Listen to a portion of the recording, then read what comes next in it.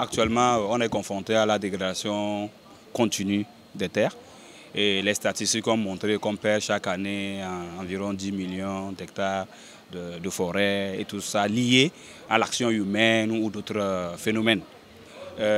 Au même moment que c'est des contraintes, au même moment que cela a des conséquences, mais ça constitue aussi des opportunités que les populations en général et les jeunes en particulier doivent saisir pour aussi se créer du business, faire des affaires autour de ça. Donc, en termes d'opportunités, comme je le disais, premièrement, parlons d'abord du compostage par exemple.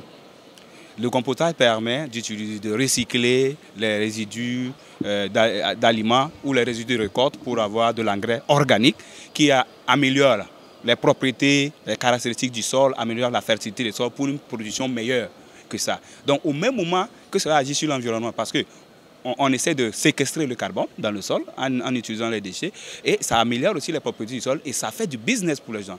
Au Burkina, au Togo ou dans certains pays, il y a des organisations coopératives qui s'organisent pour produire du compost et revendre ça aux producteurs maraîchers et autres. Donc, la transformation agricole, la livraison des produits, le marketing et la transformation, tout ça, je pense que les jeunes doivent être capables de déceler les contraintes ou les difficultés dans la société et les transformer en opportunités d'affaires.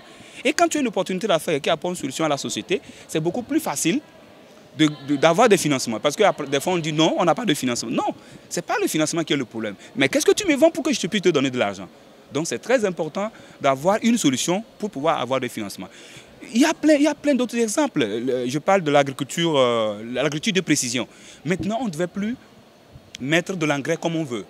On devait avoir des informations qui nous permettent de choisir, basé sur l'information qu'on a sur les sols, dire ok, tel sol correspond à telle production. Vous voyez?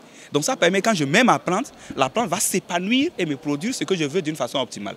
Donc l'agriculture de précision qui permet aussi d'utiliser les éléments nutritifs là où on a besoin.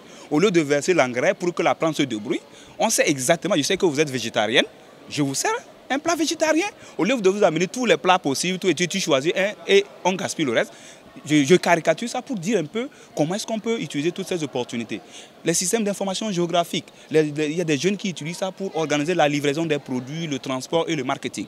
Donc c'est pour dire qu'il y a toute une panoplie de potentialités qui sont là, qui peuvent être déclinées à partir des contraintes que sont confrontées les populations liées à la dégradation des terres pour renverser la tendance, pour atteindre les objectifs millénaires pour le développement. Mais tout ça dans un cadre où les gouvernements, les politiques, les partenaires créent un environnement favorable par rapport au financement, par rapport aux informations, par rapport au renforcement des capacités pour permettre aux jeunes qui s'engagent d'avoir l'information qu'il faut pour soutenir leurs idées et aller jusqu'au bout.